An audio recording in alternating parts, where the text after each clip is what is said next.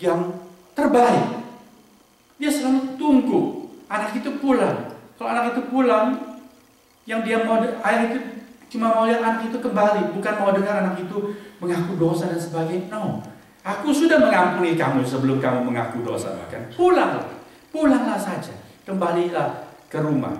Anak lembu tabun itu sudah disiapkan. Sudah lihat berkat itu sudah disediakan. Tapi kalau anak itu tidak pulang, dia tidak masuk dalam channel of blessing itu, dia tidak mendapatkan berkat istimewa yang disediakan oleh bapaknya. Kalau kita mendidik anak-anak kita, kalau kita berikan sesuatu, kita bilang apa kepada dia? Dia kepingin, lalu kita berikan, dia ngomong pergi, kita bilang apa? Bilang apa? Terima kasih. Kita mau dengar dia bilang tetu. Oke? Memang kalau dia bilang terima kasih, saudara atau saya sebagai orang tuanya ketambahan apa? Tambah kaya, tambah ganteng, tambah ayu. Kalau dia tidak bilang terima kasih, memang kita jadi sakit, kurus kering? Tidak. Dia bilang atau tidak bilang, buat kita tidak ada problem apa-apa. Betul? Saudara tidak akan dipecat dari pekerjaan saudara karena dia bilang terima kasih, atau makanan jadi hangus di dapur karena dia tidak bilang terima kasih. No. Tetapi kita mau anak ini mengerti hidup itu harus di dalam channel yang betul. Kamu harus on the right track. Kalau tidak, untuk ke depan kamu akan banyak susah. Kamu akan kehilangan banyak berkat. Maka kita mengajar dia. Betul? Ada kriteria-kriteria untuk kamu nanti jadi bahagia. Untuk kamu memperoleh berkat-berkat. Kisah keluarga Yakub yang sedang kita renungkan ini, saudara-saudara, memuat prinsip-prinsip pengajaran mengenai hal ini. Mereka sedang mengalami paceklik. Minggu lalu kita merenungkan Yusuf mengartikan mimpi Firaun. Akan ada masa makmur 7 tahun, kemudian ada bala kelaparan yang dahsyat sekali 7 tahun menyusul. Dan itu kemudian sudah mulai terjadi. Kelaparan di seluruh dunia yang dikenal pada waktu itu. Tetapi berkat kelimpahan ada di Mesir. Oke? Mereka membutuhkan berkat istimewa itu. Dalam berkat umum sudah tertutup. Semua orang secara umum tidak mendapat makanan. Perlu fasilitas khusus untuk mendapatkan berkat. Belakangan kita tahu mereka sekeluarga malah diboyong boleh pindah ke Mesir. Saudara bayangin kalau di sebuah negara, katakan negara asal kita, terjadi paceklik, bencana, berkepanjangan, semua orang susah, angka kematian begitu tinggi, pekerjaan tidak ada, kelaparan di mana-mana. Lalu sekeluarga bisa dapat lotre green card pergi ke negeri yang sejahtera. Itu berkat istimewa bukan? Ibaratnya begitulah mereka ini.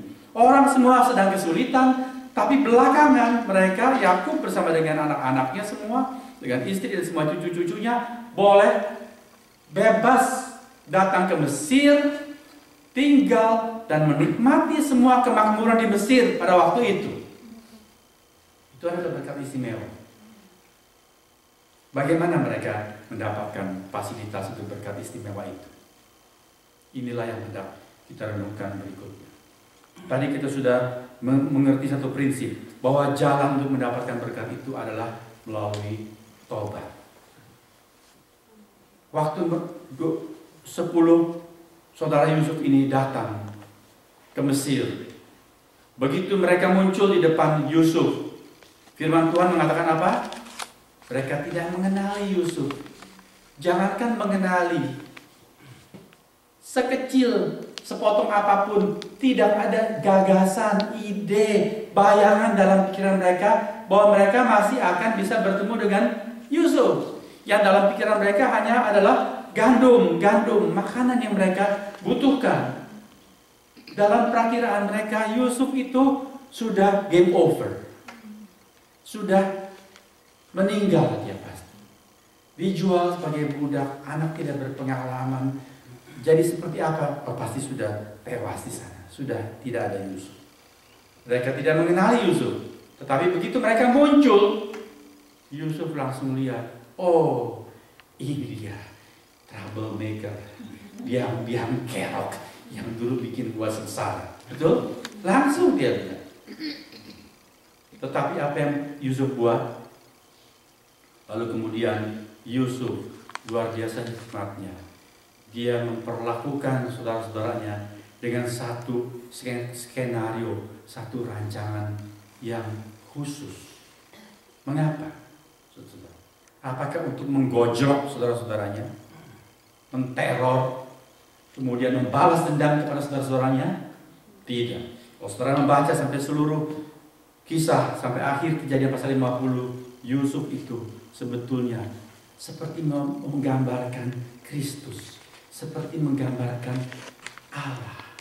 Dia sudah mengampuni saudara-saudaranya jauh-jauh hari sebelum saudaranya bertemu dengan Yusuf sendiri.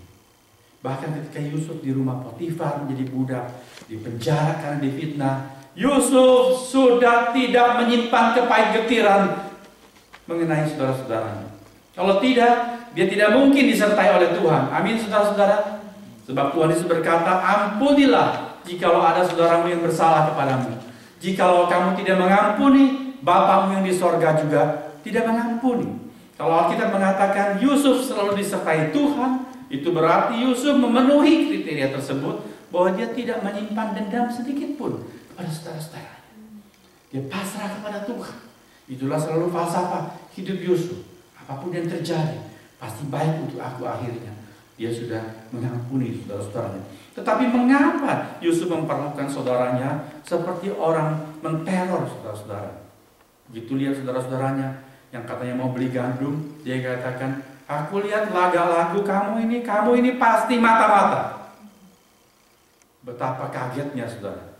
Saudara, kalau kita menempatkan diri kita di posisi saudara-saudara Yusuf, datang ke Mesir, lihat negeri yang begitu megah, tentara di sana sini, lalu masuk ke istana, berhadapan dengan seorang tuan besar yang begitu berwibawa.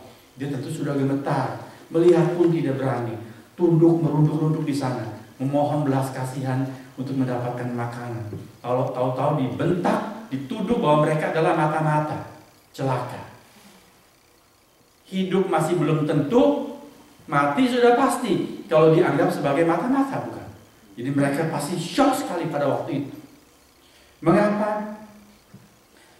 Di akhir kita kemudian mengerti bahwa Yusuf melakukan itu semua adalah untuk menguji mereka, untuk mengetahui bagaimanakah sebetulnya kakak-kakaknya sekarang ini. Dulu mereka itu orang-orang yang sangar, yang sadis, yang berdarah dingin. Aku mohon-mohon, dia tidak gubris sama sekali. Begitu teganya mereka kepada adiknya sendiri. Sekarang Yusuf mau menguji mereka. Saudara, begitu mereka muncul 10 orang, apa yang Yusuf ingat? Kekejaman kakak-kakaknya yang 10 ini. Lalu Yusuf melihat, why cuma 10? Kemana lagi siapa? Benyamin. Adikku. Benyamin adalah adik kandung Yusuf. Kalau yang lain-lain itu step brothersnya, karena dari ibu yang lain. Tapi Benyamin adalah adik kandungnya, sama-sama dari Rahel, satu ibu dengan Yusuf. Yusuf memikirkan Benyamin, kemana? Aku perlu tahu soalnya. Apakah jangan-jangan mereka juga ngerjain Benyamin seperti dulu mereka mengerjain aku? Karena dari lain ibu, betul? Yusuf membayangkan, aku sudah nggak ada, pasti Papa Yakub itu sayang sekali kepada Benyamin. Dulu mereka jealous kepada aku karena aku disayang bapakku. Apa yang mereka perlakukan kepada Benyamin? Maka Yusuf dengan cepat, luar biasa, dia hikmat sekali, dia menyusun skenario. Dia tanyai mereka. Kalau mereka cerita, kami sebetulnya ber-12, anak dari satu ayah, tapi yang satu sudah mati. Dalam hati Yusuf, apa yang dia rasakan? Tentu dia sedih sekali.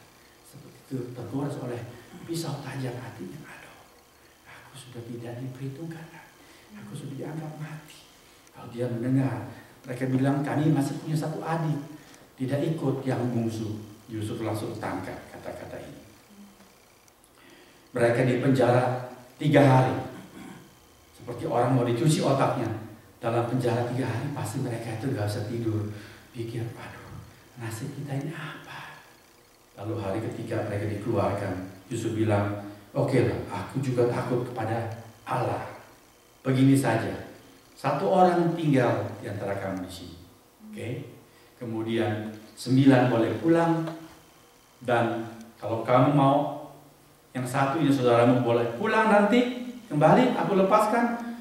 Bawa kembali ke sini adikmu yang kamu bilang masih ada. Aku mau tahu kamu tuh jujur atau sebetulnya mata-mata. Oke?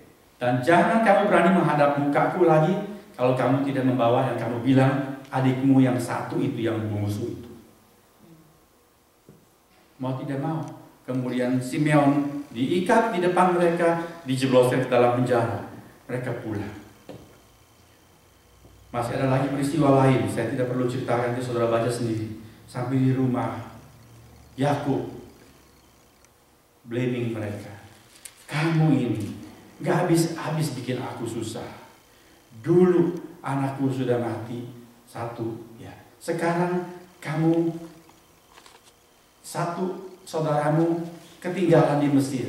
Kamu sebut-sebut lagi tuh si kecil. Kenapa kamu bilang-bilang masih ada adiknya? Demikian Yakub, dia tidak rela melepaskan Benyamin pergi. Yakub bilang, no way, no. Biar kita semua mati kelaparan, tapi jangan kamu bawa-bawa itu Benyamin. Kalau Benyamin juga mati, bagaimana aku akan menghadapi ajal? Susah sekali. Tapi bala kelaparan begitu dahsyat, mereka harus mendapatkan makanan, dan mereka harus kembali ke Mesir. Saudara perhatikan bagaimana kakak-kakaknya pada saat-saat itu. Ruben, kakak yang sulung, berkata, ayat 37 pasal 42, kedua anak laki-lakiku boleh engkau bunuh kalau aku tidak membawa kembali Benyamin kepadamu. Jadi Ruben sebagai kakak sulung mempertaruhkan 2 anaknya sendiri. Saudara lihat ya, hati mereka sudah beda, gak egois. Ya kalau nggak mau bawa Benyamin, kita mati semua. Gak bilang begitu. Dan gak bilang, kalau mau bawa Benyamin, ya resiko dong. Bisa pergi, bisa terjadi sesuatu. Kalau sampai nggak kembali, ya mau bilang apa? Mereka katakan tidak. Kami menjamin. Tapi Yakub belum mengizinkan. Sampai kemudian akhirnya karena sudah mepet sekali, Yehuda berkata, biarlah anak itu pergi bersama dengan aku. Aku akan bertanggung jawab untuk dia. Aku akan menanggungnya. Engkau boleh menuntut dia daripada aku kalau dia tidak kembali. Lalu mereka pergi ke sana. Perhatikan lebih lanjut. Ketika mereka datang, sekarang sudah berapa orang? Bersebelas. Yusuf itu sebetulnya sudah nggak tahan mau menghambur memberitahukan bahwa dia adalah Yusuf. Tapi Yusuf tetap menguji. Dia mau tahu bagaimanakah saudara-saudaranya. Lalu mereka diajak makan di rumah Yusuf sendiri. Yusuf duduk di kepala meja, kemudian di kursi pertama Ruben, yang kedua Simeon, yang ketiga Lewi. Kok bisa tahu urutan? Yang terakhir Benyamin. Kalau saudara perhatikan, semua mendapat 1 porsi makanan. Benyamin berapa porsi? 5 kali lipat. Kenapa? Apa sih bungsu makan paling banyak? No, saudara lihat hikmat Yusuf. Dulu gara-gara aku dikasih jubah warna-warni, kamu semua pakai jubah belaju, kamu kemudian cemburu dan mencelakakan aku gara-gara jubah warna-warni. Oke? Sekarang aku mau lihat kamu. Benyamin aku kasih 5 kali lipat dari kamu. Yusuf memperhatikan bagaimana mereka. Ternyata mereka tidak lagi jealous, tidak iri. Yusuf melihat, oh mereka sudah berubah. Tetapi Yusuf masih belum puas. Dia ingin mencapai kata akhir. Kemudian dia ngerjain Benyamin. Waktu mereka pulang, mereka sudah senang-senang, habis disambut makan, baru jalan jauh, belum jauh, pasukan sudah mengejar. Mereka pikir pasukan mau lewat, ternyata pasukan bukan mau lewat. Pasukan mencegat mereka, menangkap mereka, dan mengatakan, mengapa kamu sudah ditolong, tapi kok malah mencuri lagi? Piala perak tuanku, mengapa kamu curi? Kalau mereka turun dengan berani, mereka menghadapi pasukan dan mengatakan, bagaimana mungkin kami mencuri?